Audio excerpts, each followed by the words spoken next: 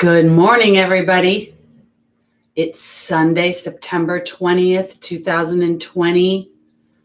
I brought my very special friend here with me. This is Lucky. He wanted to say hi to everybody and wish them a good week. As you can see, he really loves being on camera. All right, we're going to stop torturing him. Okay, hope everybody had a great week. A little challenging for me, but it was good. So I just wanted to quickly talk about, we have a rather difficult aspect this week. Mars and Mercury in opposition, both making a square, grand T square, I think they call it, to one another. So they're having a difficult conversation. And Mercury is in Scorpio. So this conversation is going to be something that runs deep. It's emotional. It is something that's probably been buried inside of your heart for a while, or something that you could potentially have. I don't want to go so far as to say it's a secret, but it may feel like it's a secret because it may be something that you feel or that others feel that you have reconciled and you have not. So that's kind of where I think the peak of the week is going. So let's think about Mars being in its challenging dynamic. You know, Mars is retrograde, it's in Aries, and that rules the first house. So this emotional dynamic could feel very much about like, this is about me. And the other dynamic may feel the same way. Hence the clash and the opposition between Mars and Mercury. Mercury being in Scorpio, the 8th house of transformation, death and rebirth. So this week, and I'm not really bringing Saturn in. I should bring in Saturn before I go further, because Saturn is going to, I think in some ways, I want to use the word haunt me. It's almost as if Mars in the first house is speaking a deep truth that has been long put on a shelf. That's the way I want to put it. And then Mercury is in Scorpio asking for that deep conversation, that transformational conversation, as Saturn is saying, but wait a minute, is this conversation following the rules? Are you doing what's expected of you?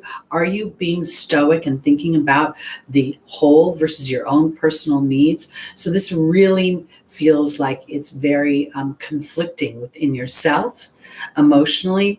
And yet at the same time, I feel that this is a transformational truth. And even if you don't have the conversation with an actual another human being, then I want to offer it this way. It's a conversation that you have with yourself, where it's kind of what they call a come to Jesus moment for you. So I want to bring that up and put that on the table. I want to thank everybody for being here and welcome everybody. I'm going to be more mindful of the people watching the playback, because last week I really interrupted myself, and I also caught myself being in 3 places at one time, being in my own thoughts, being in Spirit's thoughts, and then watching the chat, which made me I kept saying Aries in the beginning when I was starting with Pisces. So I'm going to make a more concentrated effort to stay focused on the readings. So I want to thank everybody in advance, and I'm going to jump right in, starting with Pisces.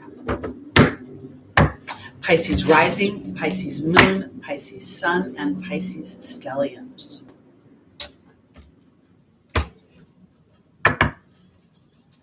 Here we go.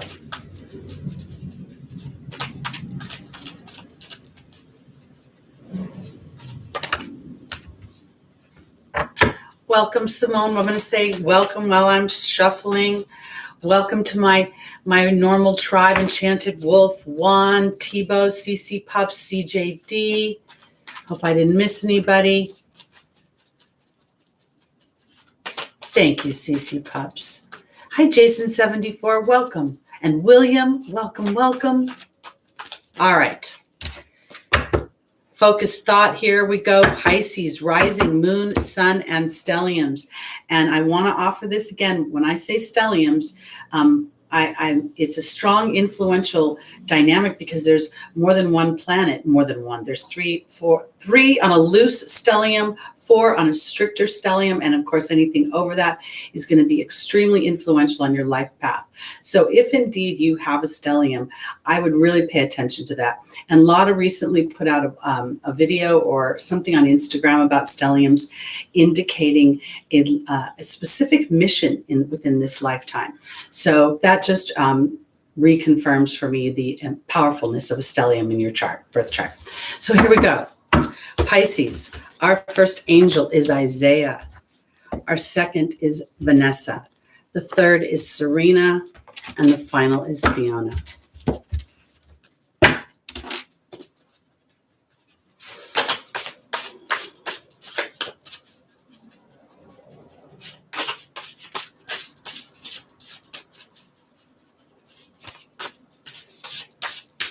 Okay. Joining Isaiah for Pisces is the spider. Joining Vanessa is Merlin. Joining Serena is the wealth card. And joining Fiona is the dog.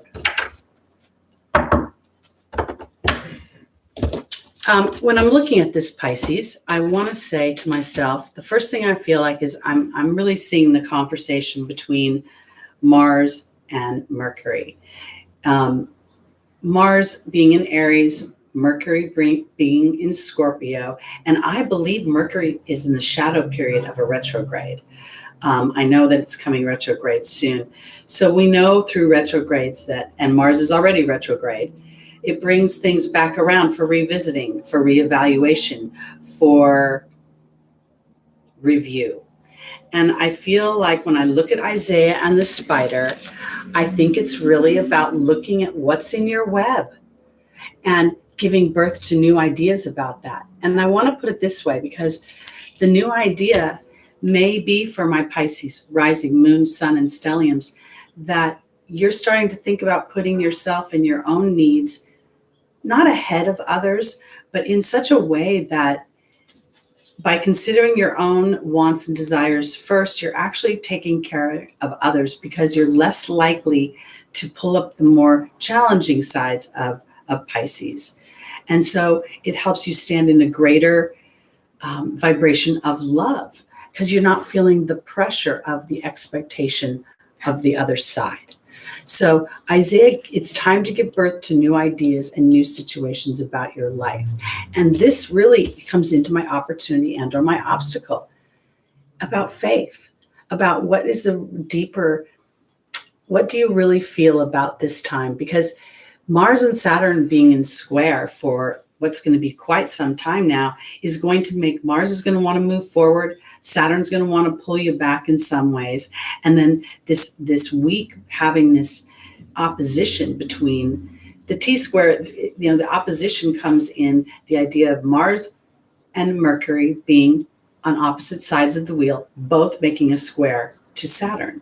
So you may feel restricted in your conversation. You may feel a pinch. You may feel that it's time for you to actually be just and fair about what you truly believe in yourself, so that you could invite in more abundance and harmonious wealth.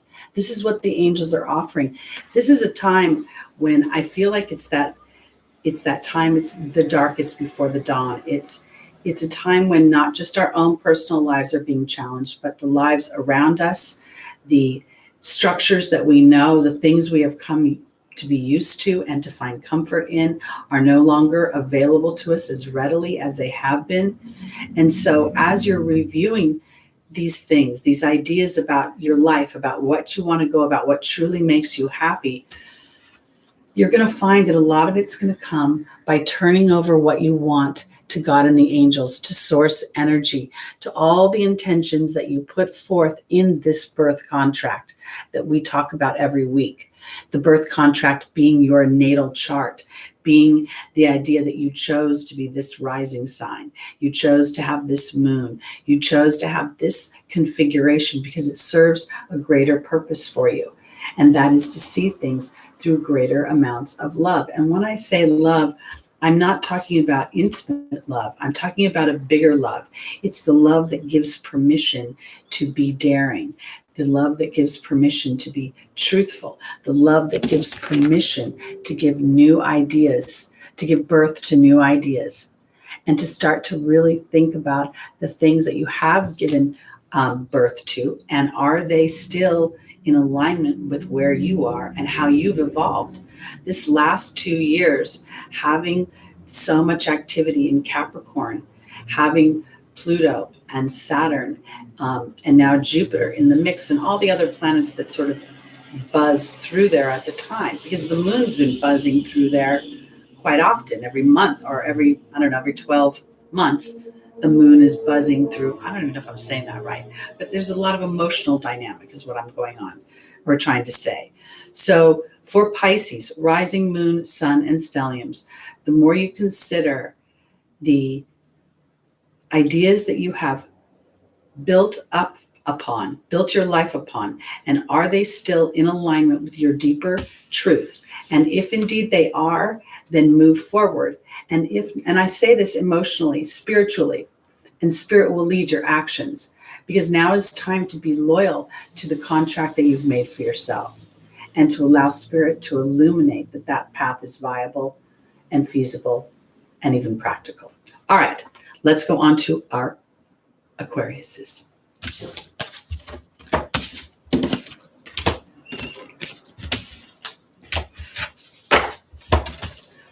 Welcome, always on time. Welcome, William. Hi, small wildflowers. Good to see you. I hope you're well. I know you said it rained up there in Oregon. I hope that the fires are under control. I personally don't know. And I say that because I found myself having to be very mindful of, I've been doing a physical detox. I've been doing a lot of medical medium morning cleanse and trying to take that into the deeper levels. And as I cleanse my body, I find there's a lot of things coming up around me that don't serve my intention right now, because they put me in a vibration that makes me feel very challenged. So I think I've told you guys who watch every week, I'm Pluto and Saturn. And this whole Capricorn dynamic is squaring my ascendant. It's squaring my sun. And when it gets to 27 degrees, it will square my Mars. So it's been floating around that. So this whole last 2 years has asked me repeatedly if the habits I have, if the dynamics, my thought processes, what foods I put in my mouth, the amount of sleep I get, the amount of drink that I put in, alcohol, are those still serving me, or are they based on old dynamics? And I found that as I surrender to them, meaning, oh, that's an old dynamic. I started having wine in the evening when I was 25 years old. Do I still want it? And I found I don't. So I haven't really had anything to drink for like 3 months, which, not that I was an alcoholic, but it's just not as tasteful for me. So this is where I'm going with this, you guys. The review of your current habits, and are they truly based on the things that you want moving forward, or is it time to allow them to go into their proper place? Okay, good to hear, small wildflowers, that the smoke is finally moving out and you can breathe again. Go outside. It's so beautiful up there this time of year. I hope it's beautiful normally. All right, on to our Aquariuses. Rising moon, sun, and stelliums.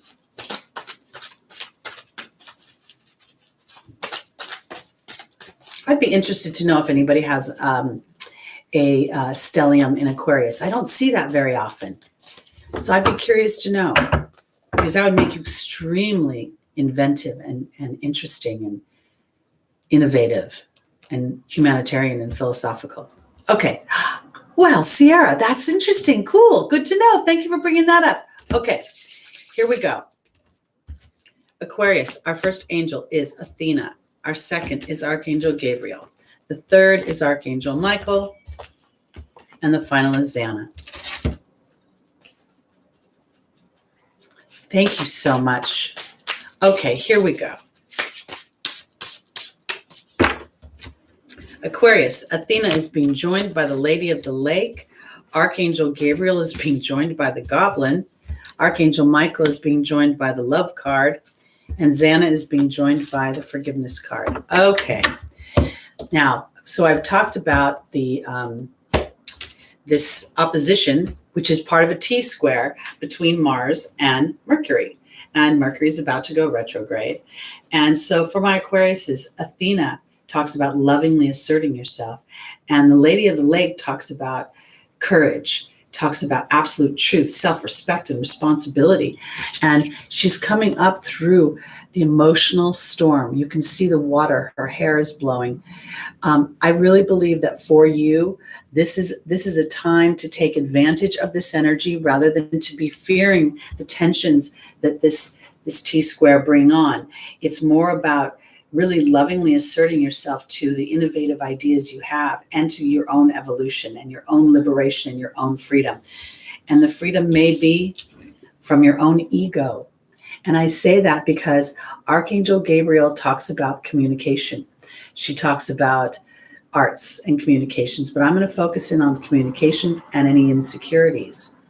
And with this week, this square is rather intense. Mercury will move out of it pretty quickly or move off of it, but right now it's creeping up in the degrees that make this feel like it gets even more inflammatory. And you may be thinking that part of this has to do with you. Maybe you're feeling alien in your own life and you're like, why can't I just be the same way as everybody else? Why can't I just think the way other people think and not have to put up with this deeper truth? This is where I'm going. This 8th house Mercury Scorpio, deeper truth that somehow involves the ego here, and the ego in its more challenging dynamic. The ego when it's barking at me, hence the dog, or the ego when it's telling me I can't, because Archangel Michael is telling you the solution to this. This is an obstacle for Aquarius, and the solution comes from being courageous in love.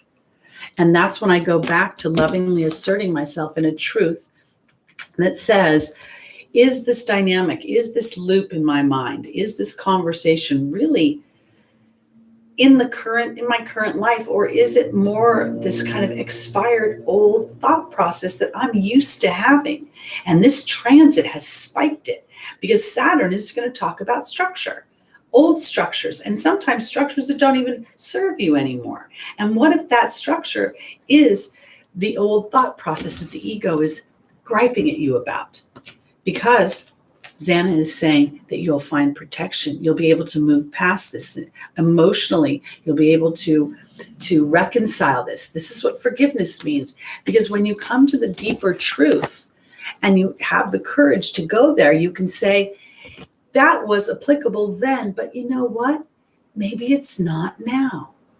Maybe I've grown past this and I've just had a habit of seeing this to everybody. I've just had a habit of thinking a particular way. This detox that I've been doing with the medical medium has felt like it's a lot more about my faith than my body. And I'm going to tell you why I say that is because I know for the most part that I'm putting good things into my body now. But my focus tends to go back now in review to what I did do to my body when I was young and I couldn't see my life turning out the way I wanted it to be, and I wasn't happy being here. And as I go through that, I go to the deeper levels, which is judgment. So Aquarius, where are you judging yourself? Where are you seeing yourself in a way that is not applicable anymore? There may be hues and shades of it, but it's an energy that comes from a time when you had less experience. And now that you have more experience, you can actually reconcile how this has empowered you and has protected you, and knowing that God and the angels are watching over you and allowing you this transformation. Okay, so let's go on to our Capricorns.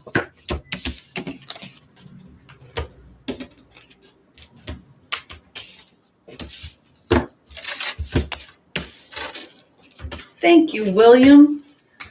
I blow dried my hair this morning and it's a bit humid, or I don't know, my hair, it just wants to get bigger and bigger and bigger. So I was thinking that I better put it up because otherwise it was going to be Afro sheen.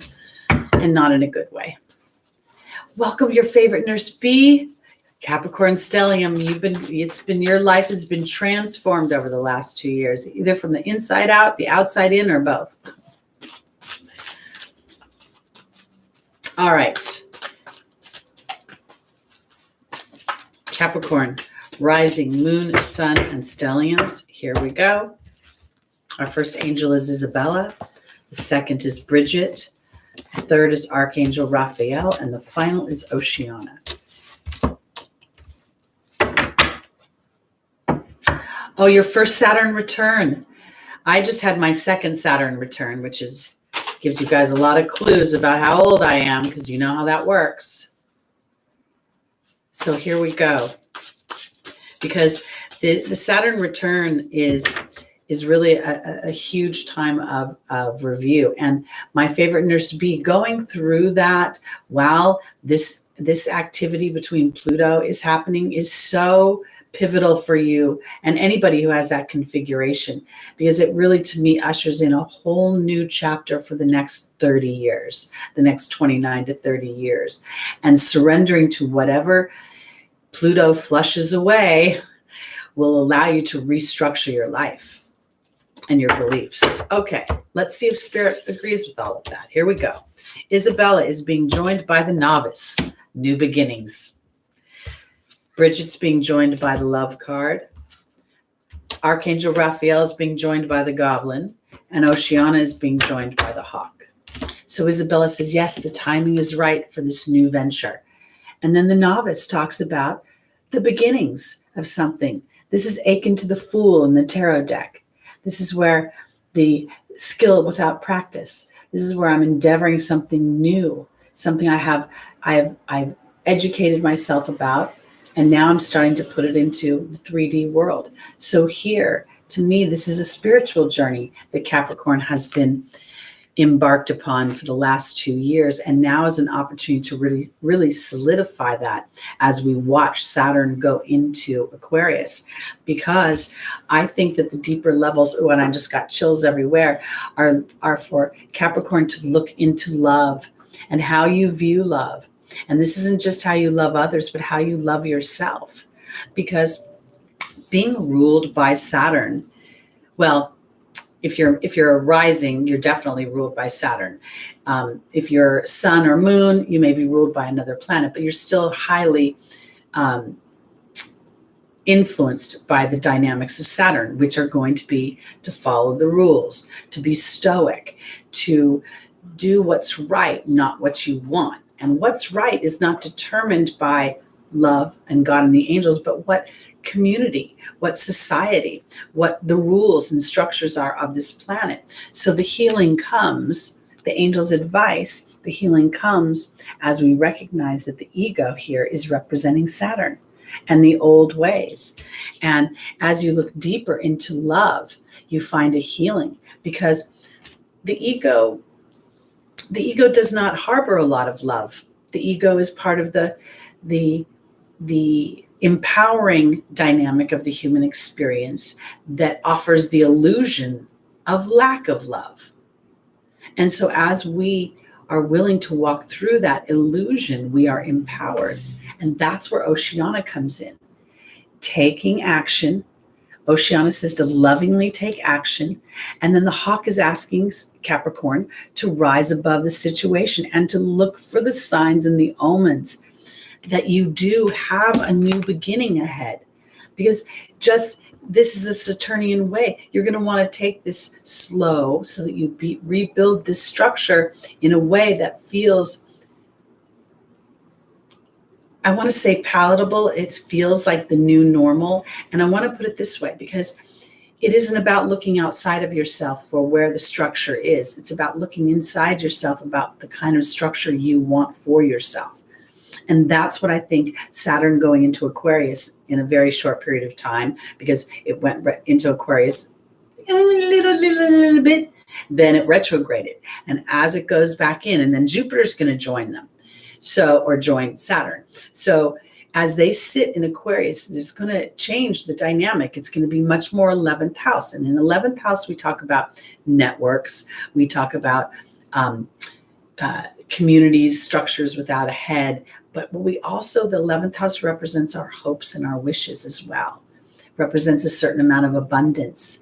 And it's an Upachaya house, which gets better with age. So for Capricorn, I want to rewrite the aging process a bit for you. I want to offer you that your aging process will bring you deeper levels of love as you look into and offer yourself an opportunity to rewrite what your ego is telling you, to allow Archangel Raphael to bring in an illumination about what the ego does, because the ego should not be villainized, guys. The ego is the key component to achievement, to feeling empowered, to feeling boss man or lady in your own life.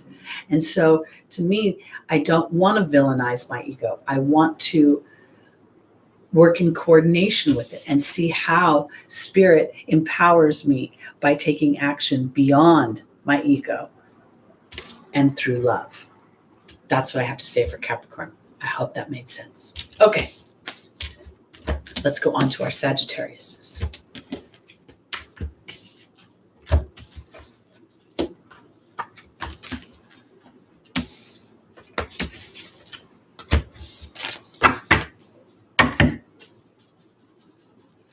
Okay, here we go. I think I saw somebody lost something in the chat. So I'm just going to, while I'm shuffling for Sagittarius, I'm just going to offer this. If you have lost something, oftentimes in the seeking of it, there is a focus of it being lost. Years ago, I had lost my wallet in my car, and I looked at my car 10 times. I searched it high and low. I looked in the trunk. I looked under the seats. I looked between the seats. I looked in the glove box. I looked in the engine, everywhere. It wasn't there. Finally, I surrendered. It was gone. I wasn't going to find it. And I went back out to my car, put my hand under my driver's seat, and there was my wallet.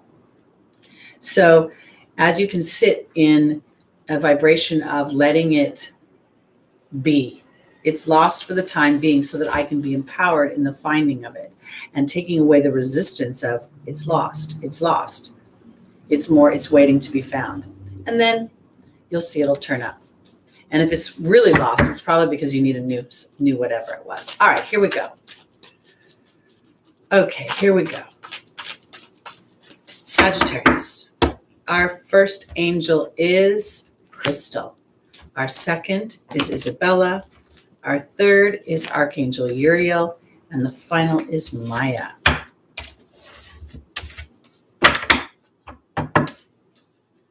Okay, here we go.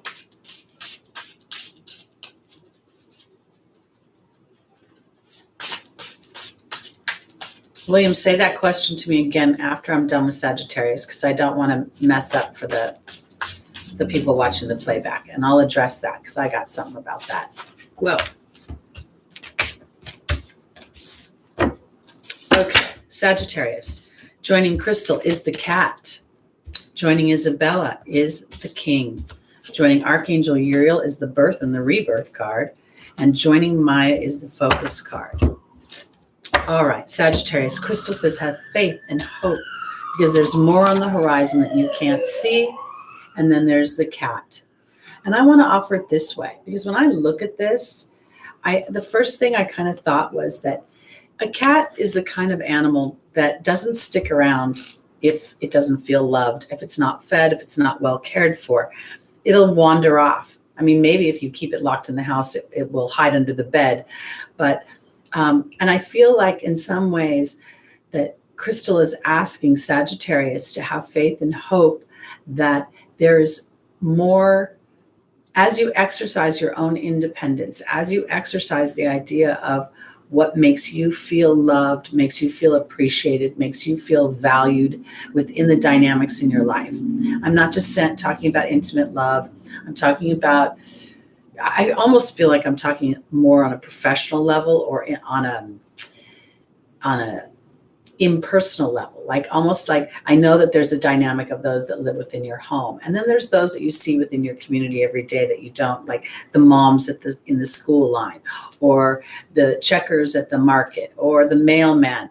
Because where I'm going with this is I feel like Sagittarius has an opportunity to really shift their beliefs about some things.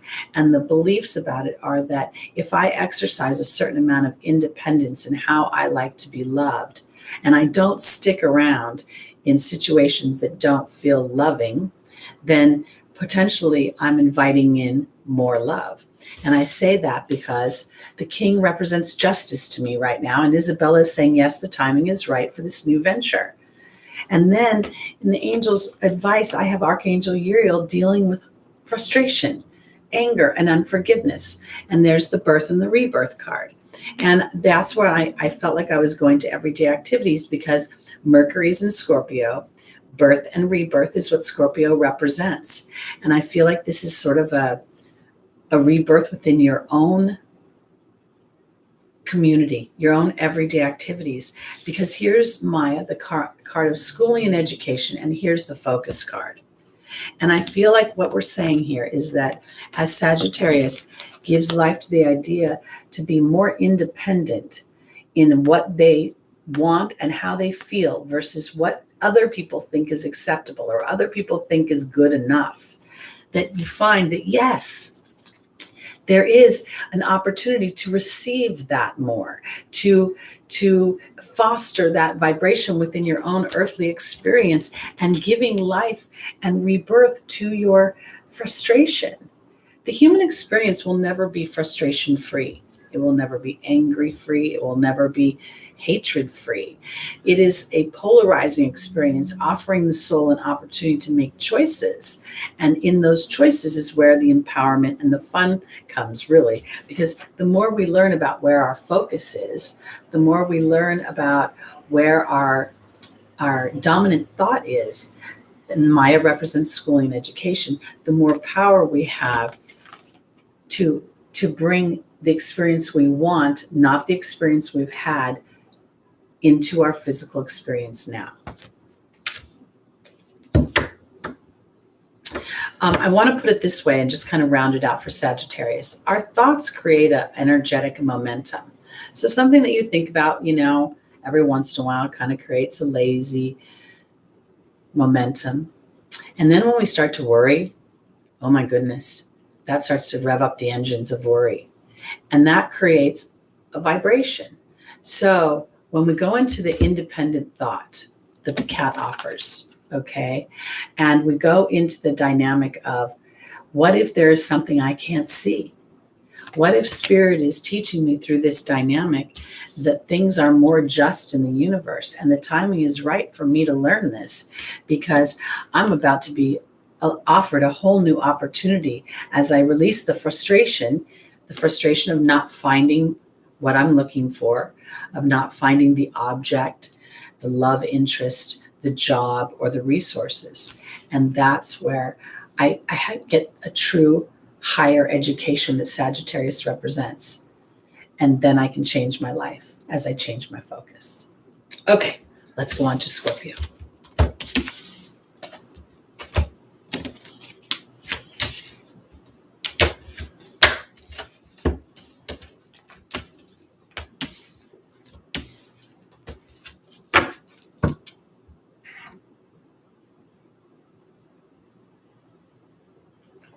Okay.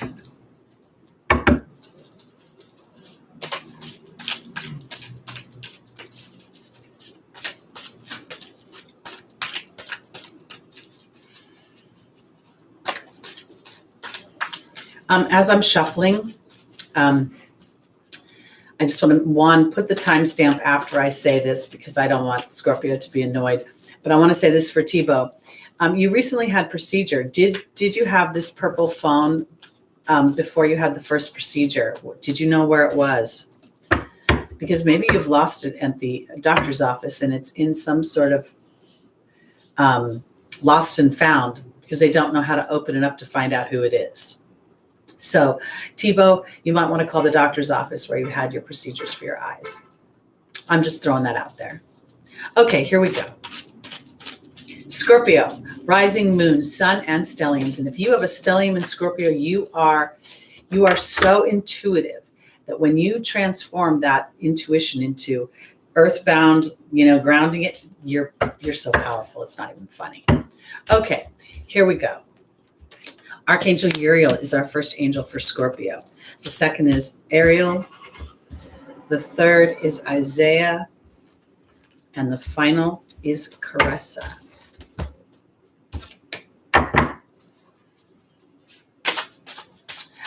Just for everybody, I go backwards. I start at Pisces and work my way towards Aries. Right now I'm on Scorpio. Rising, sun, moon, and stelliums. And I actually think it should go in the order, and I'm so used to saying rising sun, but I really think rising moon, sun, and stelliums, because the moon rules our emotions, and our emotions really rule our actions, whether we realize it or not. Okay, Archangel Uriel is joining the communications, or the communications card is joining Archangel Uriel. The Lady of the Lake is joining Ariel. Isaiah is being joined by the birth and the rebirth card. And Caressa is being joined by the Goblin. Okay, Scorpio, I want to offer it this. I started the a stellium, Simone, is 4 or more planets in one sign or house. And I say a stellium, especially for Scorpio, because again, not only will it make you very intuitive, it will make you, you'll be a very deep thinker, and you'll see very deeply into the situation. And I have Archangel Uriel right now here representing frustration, anger, unforgiveness, and there's the communications card. I started the broadcast talking about Mars being in opposition to Mercury, and Mercury's in Scorpio. This tension is what Archangel Uriel is feeling to me. This week is going to be very tense because of this T-square between Mars, Mercury, and Saturn. And I feel like for Scorpio, the way that you communicate, or the way you're being communicated with, is something that feels like it's coming to the closing of a chapter. And I want to put it this way, because I feel like the hardcore evidence of, like, for instance, somebody coming to you and apologizing for their behavior, I don't feel like that's the way it's going to happen. It feels more like an interior epiphany of starting to pay attention to this pattern that you have with certain dynamics. It could be even people, it could be jobs. It could be the type of thing that if you have a job and you're always at a certain point getting upset, or people are starting to not work with you, then I want that's part of the pattern to look at. That's something that, where are you participating? What is your attitude? And I want to go the same way in love, because the inner communication, what you're telling yourself, is really frustrating you. And I'm going to go to the final position. Caressa talks about the end of a life cycle, and a new life cycle brings more happiness. And there's the ego. And I want to offer it this way, because this is the ego. The ego here, we often focus in on the fact that it tanks us. It tells us that we can't do something, that we're not lovable, that we're not enough, we're not this, we're not that. But it also is the thing that actually creates the empowerment when we push past that thought, when we push past the idea of what the ego is telling us about what we can manifest, and we go to that deeper knowing. And that's the big win at the end, is the way I want to put it. Because in the opportunity, the obstacle for Scorpio, rising sun, moon, and stelliums, is a time to really connect with spirit, and to take the Plutonian energy that rules you, and to go deep into your emotions, and Excalibur, cutting through to the truth, cutting through to where it is that you want to really, let's say you're a Scorpio that really is ready to fall in love, and to have that really intense, deep, spiritual relationship with another, looking to the outside world to see where that relationship is, and if it can be facilitated with what you see, it ain't going to happen. You're going to have to go deep inside, and then call upon spirit, so that you can alleviate the frustration that's holding that situation back. Because in the angel's advice, Isaiah is saying it's time to give birth to new situations. And in those new situations, there is a birth and a rebirth. And that is a rebirth taking you much closer to where you want to be, much closer to where your truth is. And in doing so, it offers you an opportunity to work with your ego rather than fighting up against it. The ego, it's the ego is something that, to me, it's kind of like Saturn, because it'll ask you to do things stoically. The ego will say, will people still love you if you don't do this for them? Or the ego will say, you can't get that job. You're not pretty enough, or you're not athletic enough, or you're not whatever enough. And I really feel like Mars is asking you in this first house of Aries of self and independent thought to cut through the BS that's going on and allow this tension, this conversation between Mercury and Mars to dig down and then to rebuild your everyday activities. Mars represents teaching, writing, speaking, journaling, blogging, emails, and our everyday activities. So allowing for this rebirth, Scorpio, is something that comes, first of all, with how you're communicating to yourself, and then that will trickle out into the material world, which will offer you an opportunity to really start to befriend your ego and to start a new chapter. And that's what we're all doing. 2020 is really all about a new chapter for humanity. Okay, on to our Libras. To everyone in the chat, I just want to welcome you. I'm trying to be more mindful of the people watching the playback, because I know if I forget and I start to converse and they don't always see the playback and the conversation. So I'm trying to be more mindful. All right, here we go for our Libras, rising, moon, sun, and stelliums.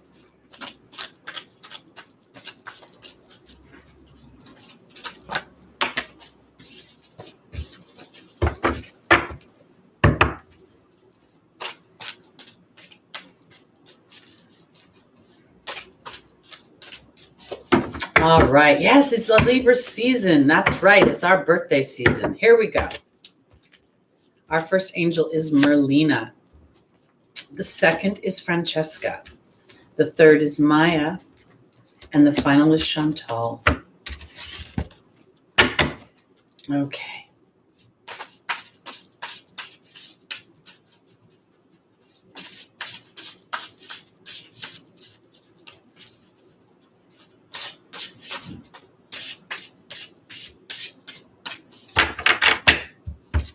All right, Merlina is being joined by the horse. Francesca is being joined by the trust card. Maya is being joined by the wealth card. And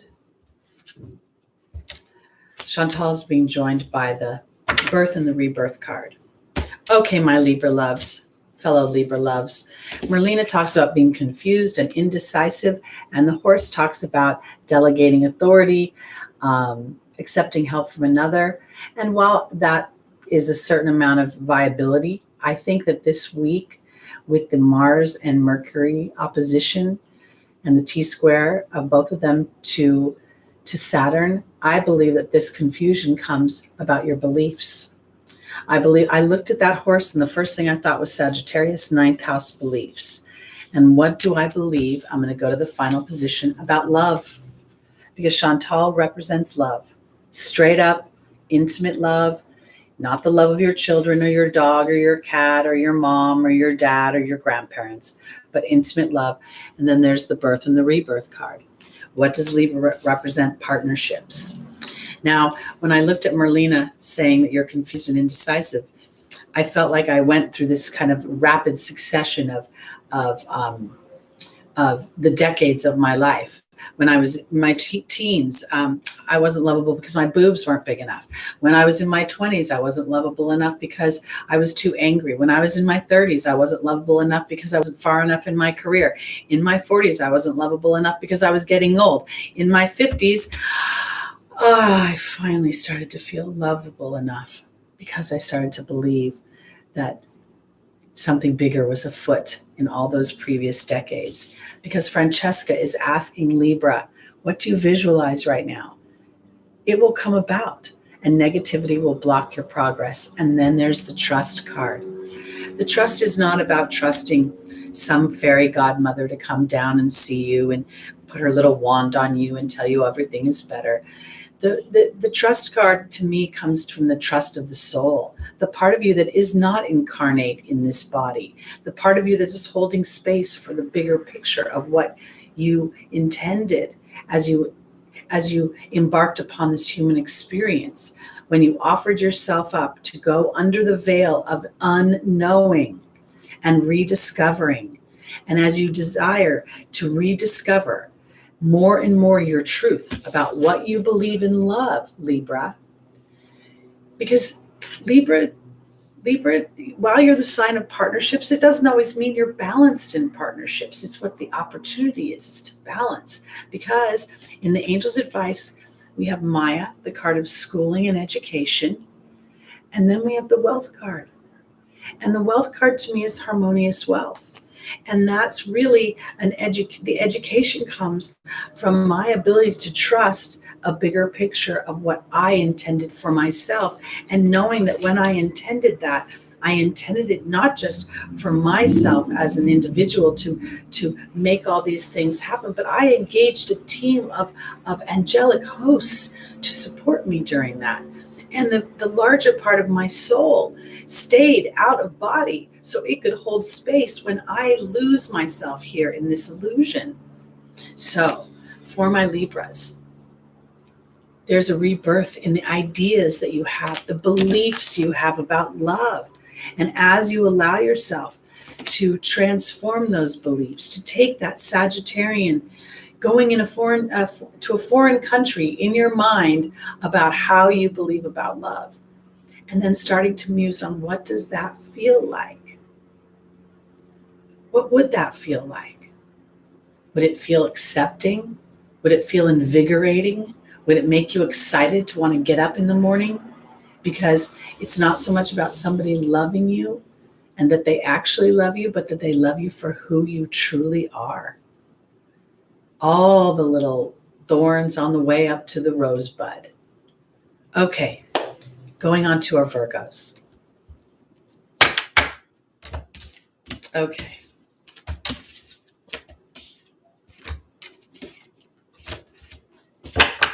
Thank you, Scott. Sending lots of love out to you too. And everybody else. And CC Pups, thank you for the tip. I appreciate it. I didn't want to interrupt. 100 days at a time. Welcome. Here we go.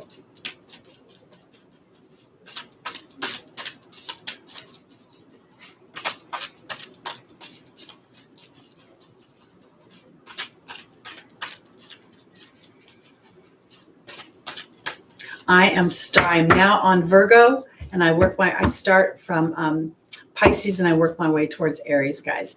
And I started this, I don't know, almost feels like a year ago now during a Mercury retrograde, and it just stuck because everybody else does it the other way. I just wanted to give fairness to all the last three signs that always have to wait till the end. Okay, so here we go, Virgo. Our first angel is Sonia.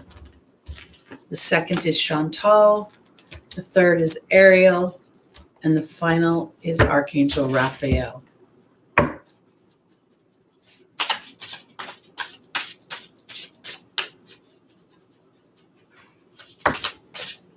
Okay, for Virgo, joining Sonia, the Truth card just flew out of the deck.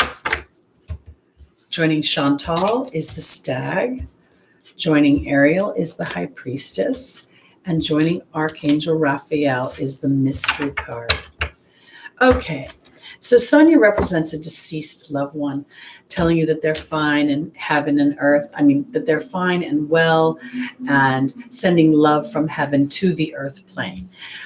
When I look at this for my Virgos, I feel like it's your team, your angelic team, which sometimes, Virgo, especially when you have a stellium, you will be very mercurial. You'll think about the everyday life. You're going to be engaged in the things of the earth plane, the things that because in spirit, I don't think we talk. In spirit, we don't write. In spirit, we probably teach, but very differently than we think about it here. So I kind of am going to the mercurial activities for Virgo, and that spirit is asking you to look at your everyday activities and see if they are aligned to your deeper truth.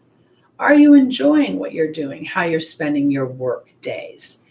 You know, you rule traditionally the sixth house of work, of health, of slavery. And so are you feeling empowered by what you do? Do you love what you do? Does it represent who you are? Because that's what I think Chantal is offering. Love, and then here's the leadership card. And I think that this is really about Virgo doing and purporting the behaviors that they love. I want to put it this way too, because I don't want it to seem so like life-changing, like you must change your job if you don't love it. If your job serves to pay your bills and to allow you the privileges to do the things you love, then it's kind of time to start to do the things you love versus getting too caught up in whatever duties and obligations that you have that feel practical. Because in the angel's advice is the high priestess. And what I think this is about, the vision of what you want for yourself. And the angels are talking about that they're here. They want you to have new spiritual experiences that anchor what you love, the vision that you want for yourself on this planet here in the 3D world. But on some level, my Virgos must choose it. The mystery card is about choice, and Archangel Raphael offers a physical healing. If you think about it, in some respects, he could rule the sixth house because he rules health. And our health, without our health, we don't have anything. But it's also about being illuminated and knowing that if I go to the deeper place of my heart, what is true for me, that spirit will start to give me experiences that will support that I'm right to be a leader in following the things that I love. Because that is what they're saying, that we will give you those experiences. We will show them to you. So they become practical to you. They become realistic to you. They're no longer things that feel unattainable. And then we have truly, you're not only empowered by the experiences that you invite in from spirit, but your experience becomes so deep that it helps you further make choices that are always aligned to your deeper truth. If I think about, and I'm going to start to wrap up for Virgo, but when I think about Mars in Aries, in retrograde, and however your chart plays out, how does that, in what house does it play out in your Virgonian chart? That where is the truth? So let's say that Aries is your fifth house.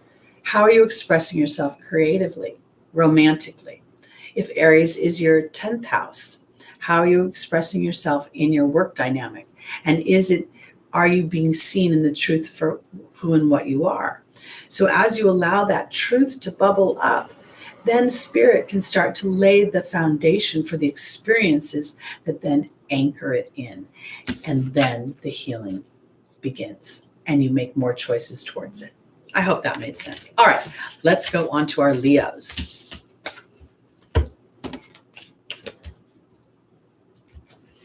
Oh, Lioness, my condolences for the loss of your father. Coming up on the 27th, I will be celebrating my grandfather's transition, and he was so much like a father to me. And that was in 1997, so it's been gone a while now. All right. Here we go. Oh, before I start with Leo, I'm going to quickly address 100 days at a time. You just said, what do I got to do until you can do what you want to do? Don't do anything. Take the D-O out of it. Now, let's go to a B-E. What is the B? When you start to think what you want to do, don't think about how you'll get there. Think about what it feels like to be there. Think what it feels like to have that opportunity to wake up in the morning at 10 instead of 8 or 6. What does it feel like to be purporting the activities of your heart every day?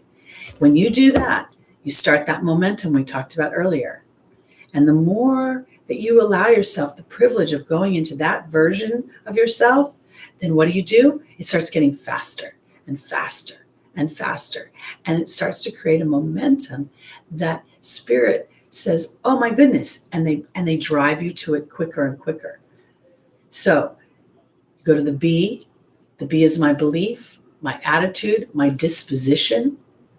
Then you allow for that inspired action that comes through.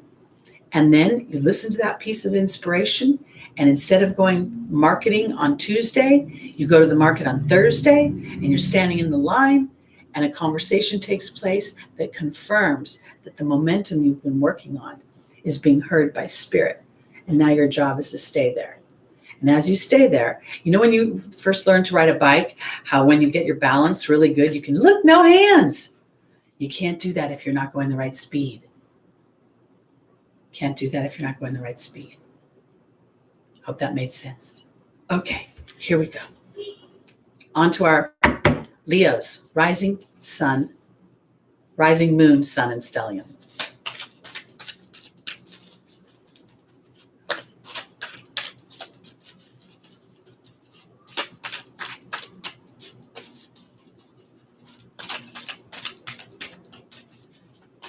All right. So as I'm talking, or as I shuffle for Leo, I want to reiterate something I said a couple weeks ago. The sun rules Leo, and it rules our zodiac in general. Every planet that comes near the sun, in some ways, is dwarfed or is dimmed by the sun shining around it.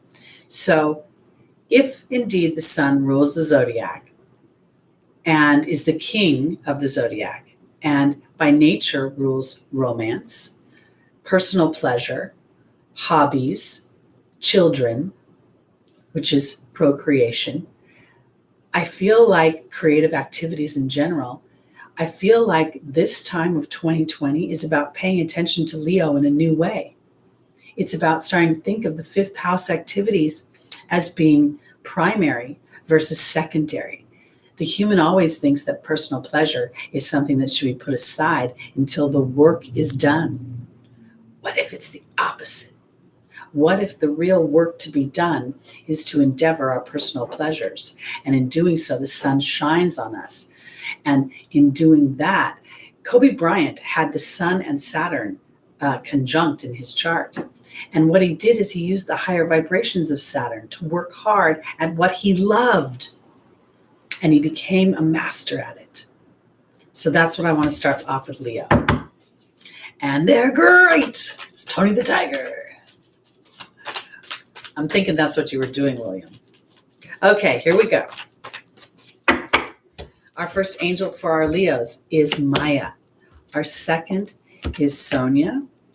Our third is Grace and Antoinette. And the final is Crystal.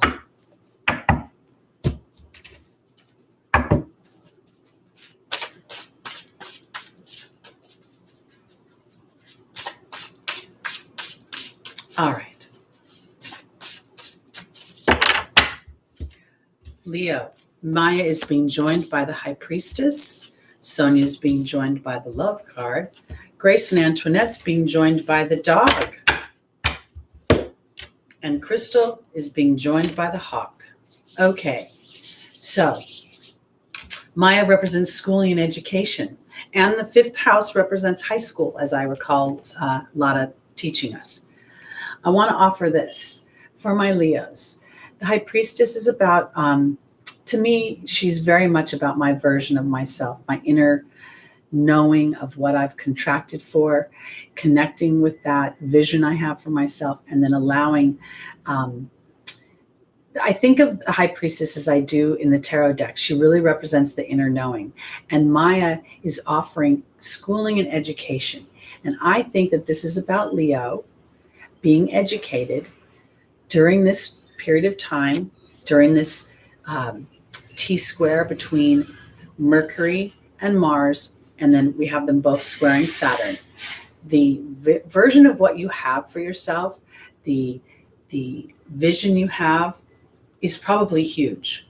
And if it's not, then I would ask you to dig deeper and to really look where your ego is dumbing you down, because I think that this is really not about intimate love right now, but it's about what you love. It's about that personal pleasure. It's about the spark of creativity that lives within the fifth house is like, I made this and I'm excited about this. And I feel like this is what the opportunity and or the obstacle is to connect with what you love the most and to know that that is being supported by spirit.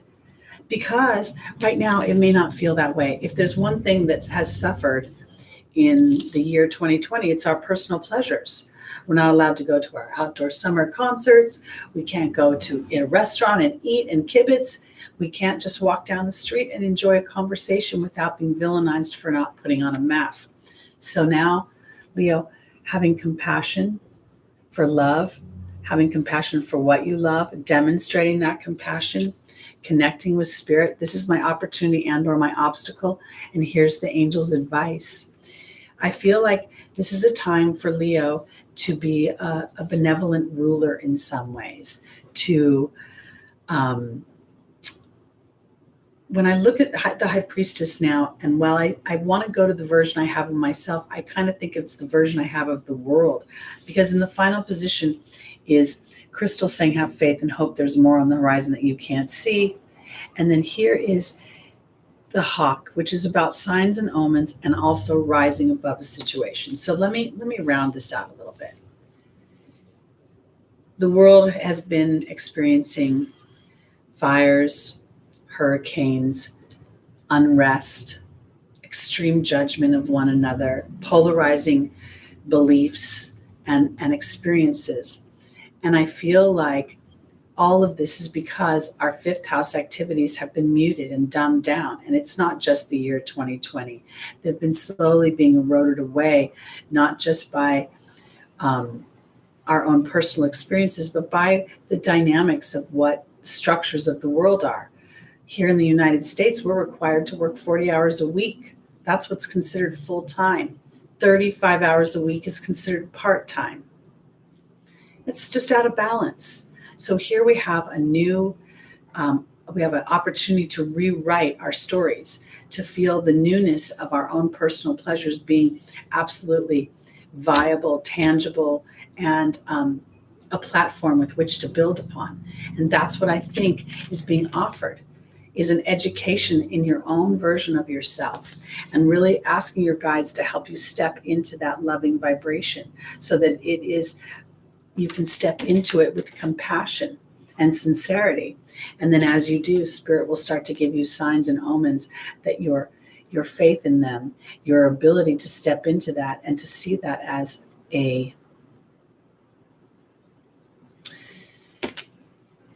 our personal pleasures are really more important than our wallets. And I say that, and it may seem a little bit controversial because people say, if I don't make money to pay my bills, how do I find my personal pleasures? But when we start to teach ourselves and our children that your personal pleasures will lead you to the abundance that you seek, that will then take care of your material needs, we will rewrite this world. And that's what I think Spirit is showing me now, is to really take the deeper ideas of what the sun represents in the zodiac. And for all of us, every sign, to find our Leo, our inner Leo. Okay. That's a helicopter going by because they do that all the time. So I'm going to sort of talk a little louder. Welcome, Kate Hudson. I go backwards. I start with Pisces and I go towards Aries. And right now I'm on Cancer. So I did Capricorn already. Okay. Take a quick sip.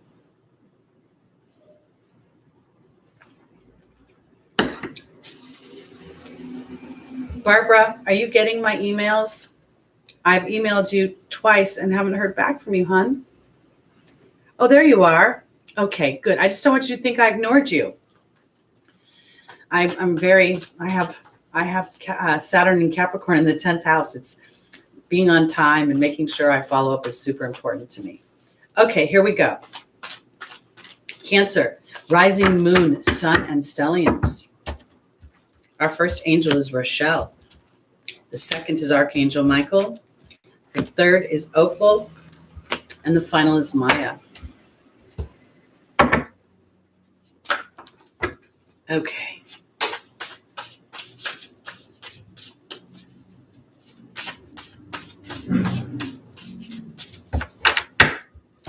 Rochelle is being joined by the frog. Archangel Michael is being joined by the bear. Opal's being joined by the truth. And Maya's being joined by the love card. We're seeing a lot of the vibration of love this week. And I want to say it this way because the tense aspects, Saturn is not known to be the most warm and fuzzy. Saturn's not a hugger. Saturn's not a cheerleader. Saturn is more of a principal, really. And so I say that because I want to talk to Cancer more about their heart. You know, I've talked week after week is that Cancer's really had probably a challenging time with the dynamics of 2020, because everything has pulled our heart and made our heart longing and make our heart, it's made our heart yearn for gentler time, yearn for a time that is more Norman Rockwell-y is the way I want to put it, because there is a cleanup coming. And I want to offer it this way when I say this to Cancer. As you honor and follow the guidance of your heart, and while Cancer rules the home, it rules the fourth house, it rules property, you know, all things related to the home and hearth. It also rules our emotions. You know, it's ruled by the moon.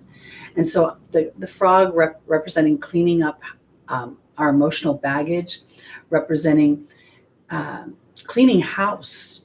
Here it is, cleaning the fourth house. What is on my fourth house? And that is done by following and honoring the guidance of my heart, because Spirit is asking Cancer to have courage to make the life changes that rewrites your story. Because now is a time to go to the inner child. And I'm not talking about your children anymore. I'm not talking about other people. I'm talking about the inner child and what your inner child wants, and to go to the truth of that. Because that truth will set you free. And I'm not trying to be corny about it, because this is where the schooling and education comes in and the love card comes. Oftentimes, you know, Cancer ruled by Mother Moon. Mother Moon, her focus is outward. Her focus is on others. Her focus is on her chicks and her little babies, and making sure that everything is all right with them. But when you get in an airplane, in order to take care of your little baby chicks, you've got to take care of you. You put the mask on you so you can save the baby. And I think that's what this is about. I think that I'm focusing on the conversation between Mars and Mercury, and then I want to go to Saturn, because Saturn is asking me to have this stoic structure, but Mars is asking me, what is my deeper truth as an individual? And Mercury is saying, how are you communicating with yourself? In Scorpio, it's giving me an opportunity to rebirth that idea of how I communicate with myself, and to allow myself the privilege of a rebirth, of a transformation, not a death, but a transformation. And for Cancer, that transformation comes to knowing that as you honor and follow the guidance of your heart, you inadvertently teach, speak, and write about those things. And doing so, you enable others to do so, which brings greater elements of love and appreciation into everyone's experience. Because this is all about love, and it's all about following your heart. And that may take a little bit of time to get down to what the heart really wants, because the ego will tell you what you can get and what your heart deserves from the human perspective. When from Spirit's perspective, it's a whole different story. Okay, thank you so much. I'm going to go on to Gemini. All right, here we go. And I was saying thank you so much, 100 days at a time. I hope you enjoyed it, and we'll see you next time. We hope. Welcome, Zehan. Okay.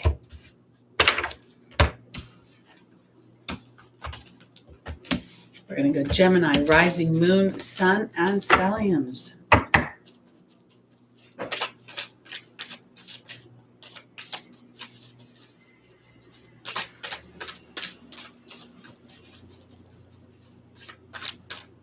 Welcome, Gemini in the house.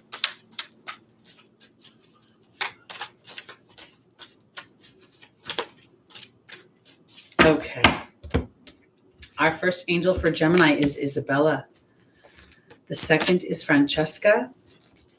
The third is Archangel Raphael. And the final is Athena.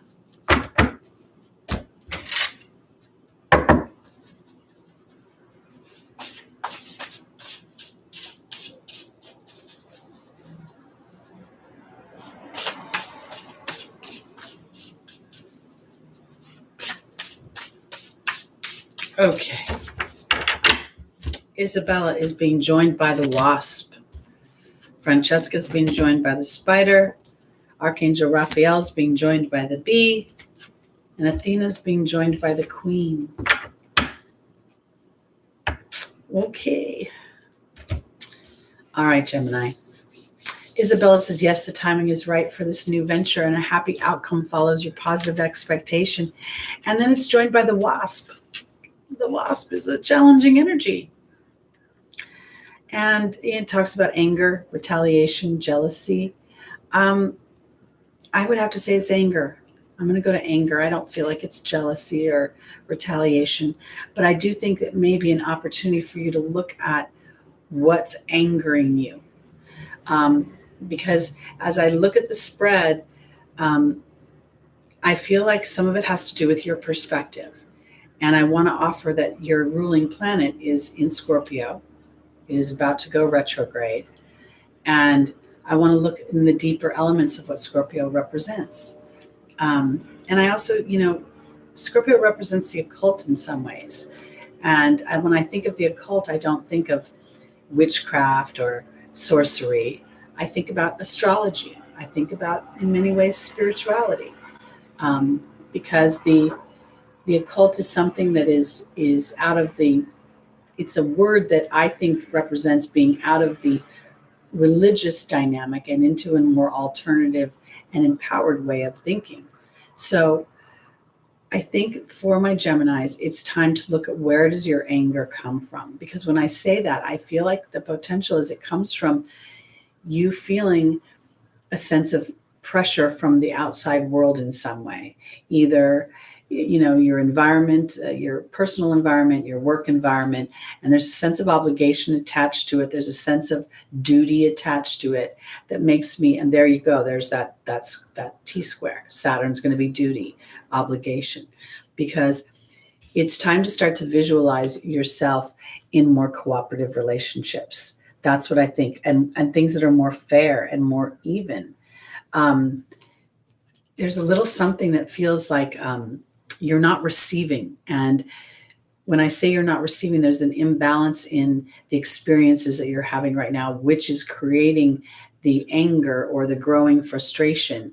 And in order for that to cease, it's time to really allow Archangel Raphael to alert you or to illuminate your own being energy. What do you believe about the situation? What do you believe about, or what's your attitude about what you can receive, what you can get into your web, what you can create?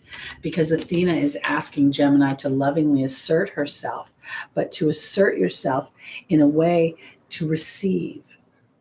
In the laws of attraction, we talk about concentrated focus bringing something towards us. And what we don't realize is that oftentimes the concentrated focus comes from worry. It comes from a sense or an acute awareness of lack. So we go to the place where we think the lack will be satiated or fulfilled. So on some level, Gemini is going to have to find a place where there is no lack and where the lack turns into an opportunity to see where I'm thwarting myself from receiving. That's where I'm going.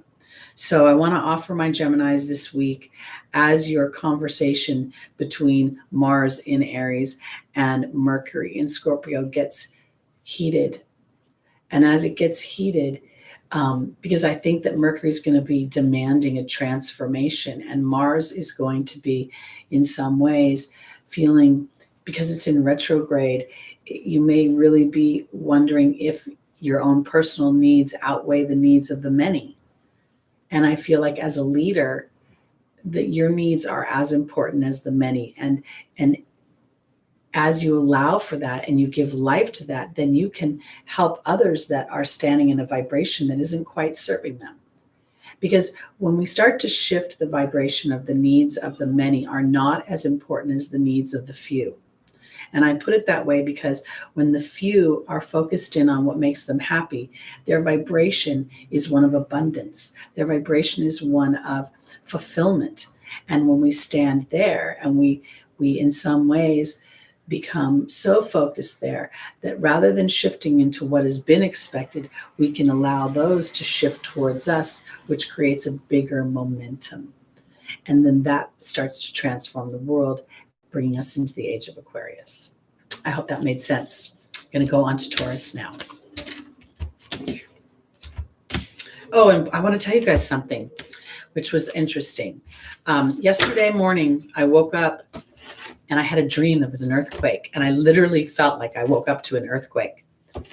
And last night at about 9:15, there was an earthquake here in California and Southern California, not far away. Remember what I told you guys about extreme weather in your areas. Be mindful. Be prepared. Okay, here we go, Taurus.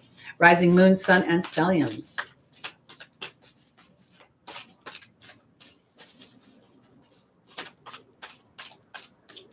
No, Shelley, I did not. I don't. I was running out of time this morning and didn't get a chance, but I will next week.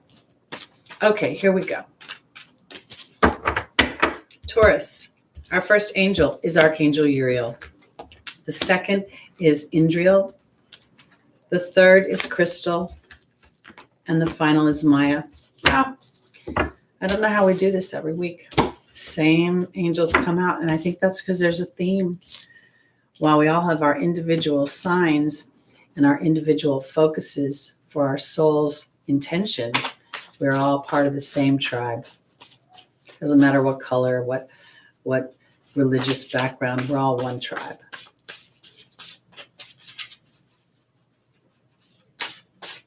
Okay. Archangel Uriel is being joined by the raven. Indriel is being joined by the butterfly. Crystal is being joined by the water fairy. And Maya is being joined by the earth fairy. Okay, being a Taurus moon, and I've got Uranus hovering. I don't know if it's, last time I looked, Uranus was at 10 degrees retrograde. My moon is at 9 degrees Taurus. So I've already experienced once, now twice, and then obviously there'll be a third time. But I want to offer it this way because when I look at Archangel Uriel, I feel like Archangel Uriel, these big white wings, it says it's time to let go of anger and frustration. It's time to reconcile it and turn it into magic. Because when you know what you don't want, it makes it very clear what you do want. And it's time to allow yourself to transform from the caterpillar to the butterfly and to be the light worker that you are. And I want to offer it this way because we are all energy beings. We are all light beings.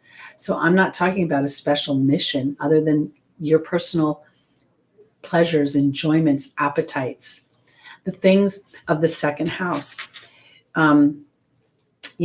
We talk about the second house representing money and representing security, but the deeper levels of why do we want to feel secure? Because we feel insecure about something. So we want to make enough money to feel secure. So it's time now, the raven offers us magic as we transform our frustration. And we start to realize that we've been in a gestation period. That's what Uranus is offering as it transits Taurus. It's offering liberation. It's offering freedom. It's offering individual expression in a way that is considered normal and accepting versus alien and isolating. Because in the angel's advice, Crystal is saying there's more on the horizon that you can't see, and it's coming for your emotional body. Your emotional body is also transforming. It is evolving. I spoke earlier about, I can't remember which sign it was, but about the dynamic of old old stories, old emotional dynamics that have literally expired, and yet the beliefs are being carried into the future experiences out of habit. So I think this is an opportunity to break some habits for Taurus, because you're being taught about what your anger does. It doesn't get you what you want. And so now is a time, the Earth Fairy represents physical healing, physical, dang it, what does it say? Physical health, I'm sorry. Physical health, grounding, and foundations. And I feel like for my Tauruses, the feelings of anger and frustration on the physical experience are hard on it. But more so, they're hard on the emotional body, because we carry our emotions from lifetime to lifetime. We don't carry our race. We don't carry our socioeconomic dynamic. We don't carry our belongings, material things. We carry the emotional body. So as you give life to the idea that your emotional body is being supported by allowing yourself this transformation, allowing yourself to turn over any frustrations, knowing that the timing of things will bring a magic. And in doing so, you're creating a new foundation for yourself. So let me just put this kind of in the 3D world. Let's say you're a Taurus like myself, Taurus moon, and you haven't experienced intimate love yet. And you're frustrated because you're like, I've been on this planet so long. Where is this whole thing? And what you could inadvertently do is say, where is it? Where is it? Where is it? Where is it? Where is it?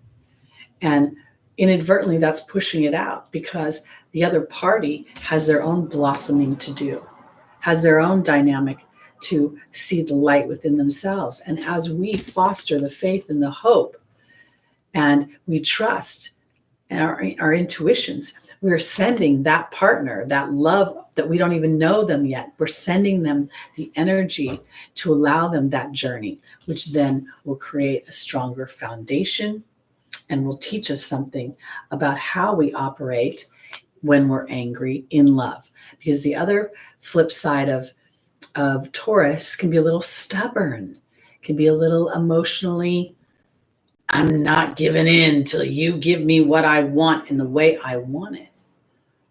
And that's where you get to transform. Okay. All right, on to our final sign, Aries. Rising, moon, sun, and stelliums. Worry is a form of prayer that doesn't serve you. Camila, Ali Tev, I think. I have a saying, worry is a form of prayer that doesn't serve you. It puts your intention and your attention in the very experience you don't want to have. And then the thoughts start to create the momentum. And then it gets faster and faster and faster. And then it becomes so fast that any other thought that comes near it blows it out. So we have to slow down that momentum and start to ask ourselves, what if? Or why not me? What if the timing is perfectly right for me? Okay. Kim Bean, I go backwards, so I'm about to do Aries. It'll be our final sign. I start at Pisces and work my way towards Aries. So I think you can rewind if you like during the live show, but we're about to wrap it up. Okay, here we go. Aries, rising, moon, sun, and stelliums. So this is what I want to say about Aries. Being an Aries rising, I'm very Aries. Very, very, very Aries. So I think about this transit, this Aries being Mars being retrograde in Aries, which is in and of itself a rare event. I think it only happens once every few years. And in Aries itself, Mars being retrograde is a rare event, but Mars being retrograde in Aries is an even rarer event. So what does it offer us, Aries rising? It offers us an opportunity to look at ourselves, to look at our bodies. How do we treat our bodies? How do we treat the dynamics of self? And are we being truthful? And when I say truthful, I'm not talking about the truth to someone else. I'm talking about the truth to me. Last night, when I had dinner, I had dessert. And honestly, I've been trying to be super good and be super clean with my diet, as I indicated earlier in the broadcast. But I really wanted this little this dinner last night, and I was so hungry. And while I ate this little chocolate cake thing, I had to ask myself, at this age, do I want to continue to purport these behaviors? Are they making me feel good temporarily or long term? And that's where I'm going with this. I feel like Aries really gets to start to pay attention to what is going to serve their long-term happiness. And then in that truth, start to take actions to support that deeper truth. So let's see what Spirit has to say. And also I want to offer this before I even start, because again, the opposition between Mars and Mercury ruling our everyday activities, Mars being in the first house of self, what do we want to be truthful about in our everyday activities, and then using the Scorpio energy to rebirth ourselves.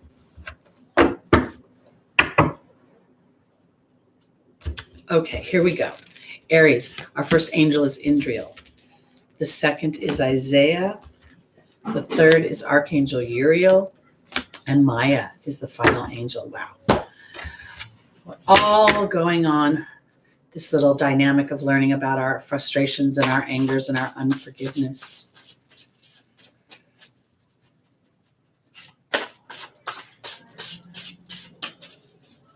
Okay.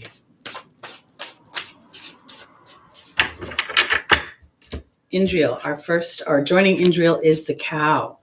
Joining Isaiah is the owl. Joining Archangel Uriel is the letting go card. And joining Maya is the serpent.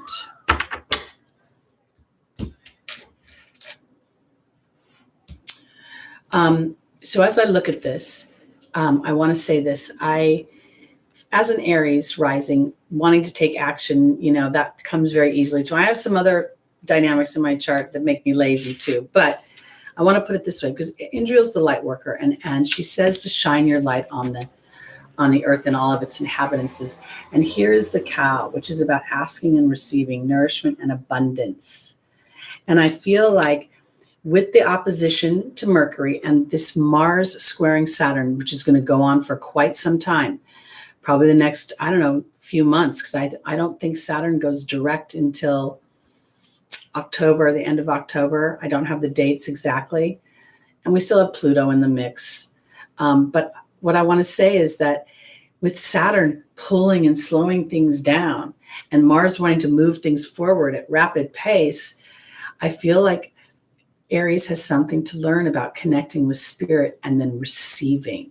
It's almost as if the energies of wanting to take action, Aries is starting to see that action doesn't come with the actual physical being.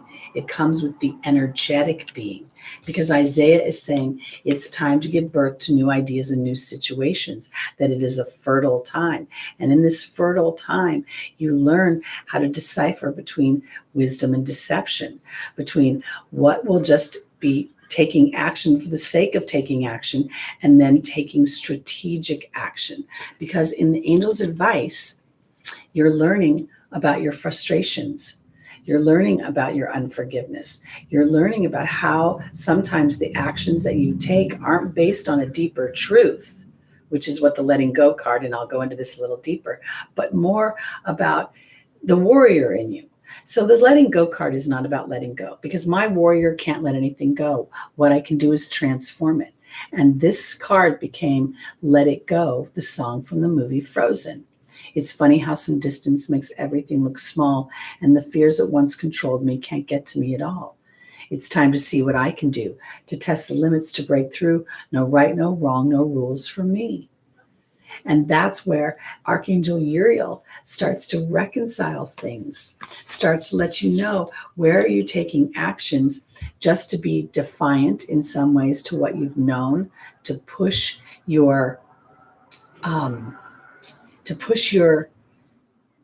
past the expectations or the preconceived notions of who you are, to be who you really want to be. Because in the final position is Maya.